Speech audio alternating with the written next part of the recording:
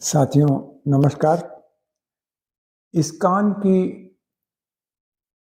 प्रगति यात्रा के बारे में यह दूसरी कड़ी है।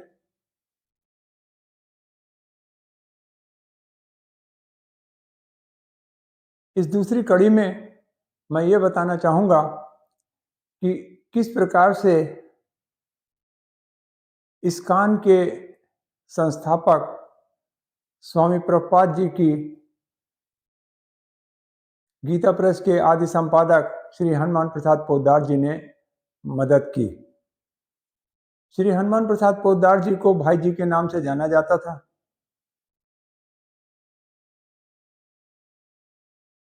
जो प्रभुपाद जी थे, प्रभुपाद जी ने 1950 में सन 1950 में अपने परिवार से अलग होने लगे और 1959 में उन्होंने संन्यास ले लिया। प्रभुपाद जी 2 बार भाई जी से मिले, 2 बार गोरखपुर आए, एक बार 1962 में और दूसरी बार फरवरी 1971 में। जब फरवरी 1971 में आए तो वो 3 फरवरी को आए थे और 28 फरवरी को गए थे। ये उनका लंबा प्रवास था और बीच में 7-8 फरवरी को 2 दिन के लिए कोलकाता भी चले गए थे और फिर वापस लौट आए थे।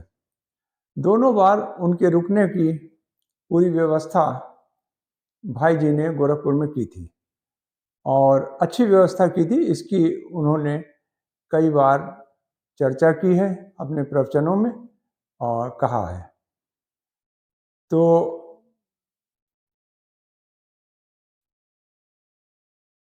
उन्होंने 15 फरवरी को, प्रभुपाद जी ने 15 फरवरी को एक लेक्चर दिया गोरखपुर में।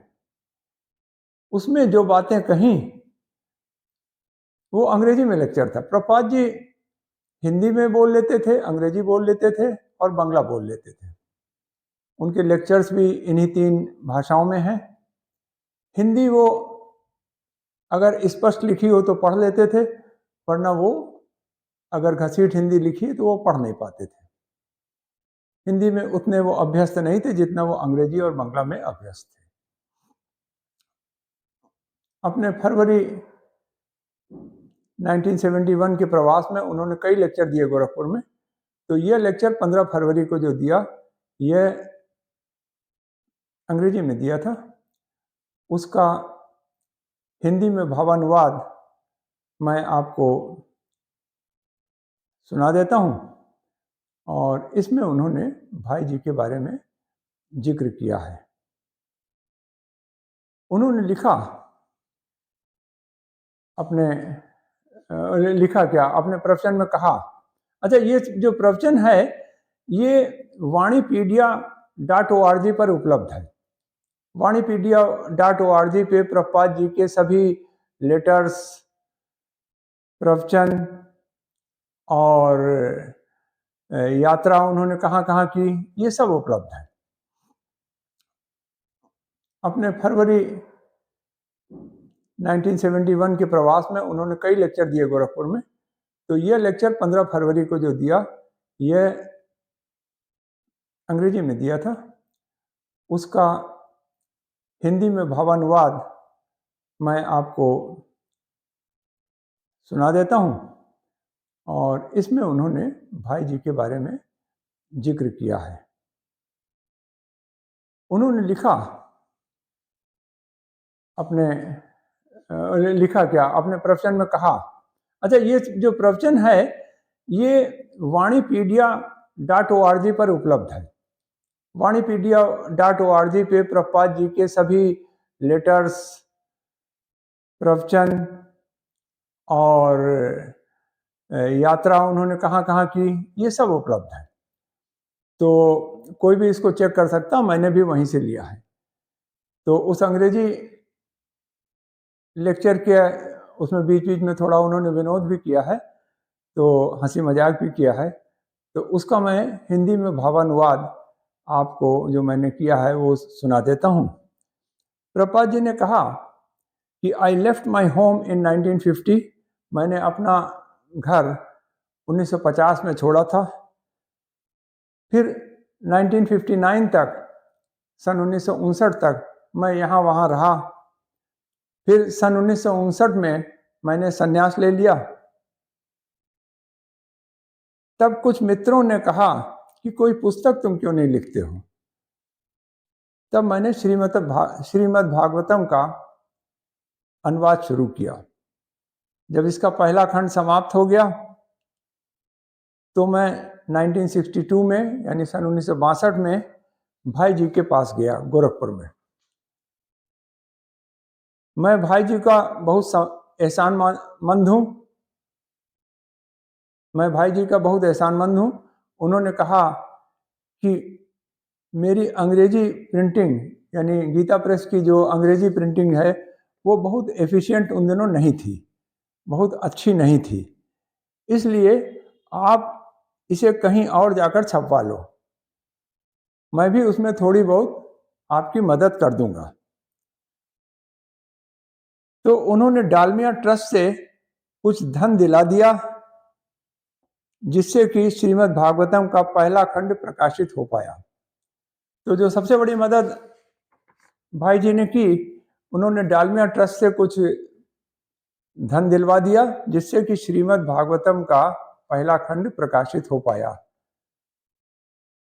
प्रभुपाद जी सन्यासी थे, उनके अपने पास तो कुछ पैसा था नहीं, थोड़ा बहुत पैसा इधर उधर से इकट्ठा किया, जो कम पड़ा वो डालमिया ट्रस्ट ने पूरा कर दिया। प्रभुपाद जी अपने प्रवचन में आगे कहते हैं कि फिर दूसरा खंड प्रकाशित हुआ। तब तक श्रीमद् भागवतम के पहले खंड की बिक्री से आमदनी होने लगी थी, इसलिए मुझे तब पैसे की आवश्यकता नहीं हुई।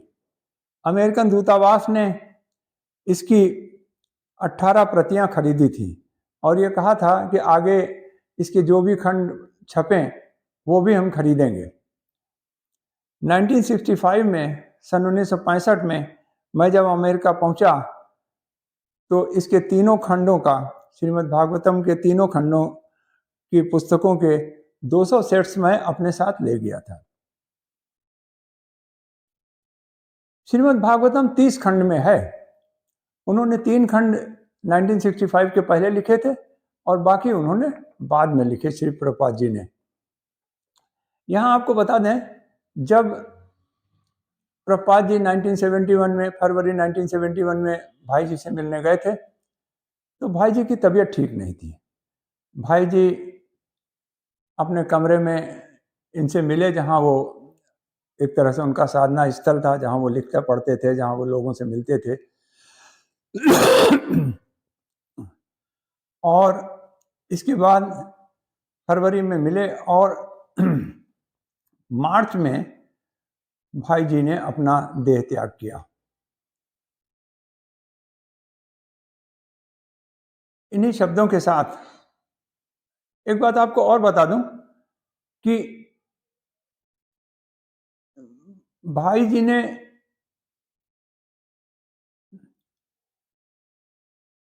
प्रभुपाद जी के इस्कॉन पर एक लेख भी छापा था अपने कल्याण मैगजीन में। कल्याण जो है गीता प्रेस की मासिक पत्रिका है, हिंदी मासिक पत्रिका। और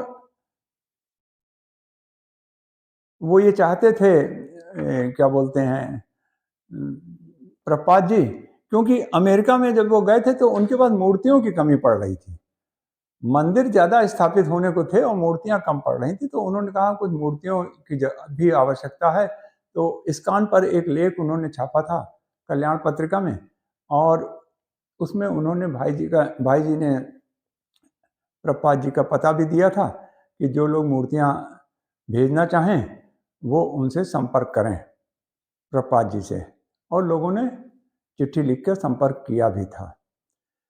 तो इन्हीं शब्दों के साथ मैं आज के इस अंक को विराम देता हूं। आगे फिर जो है इस्कॉन पर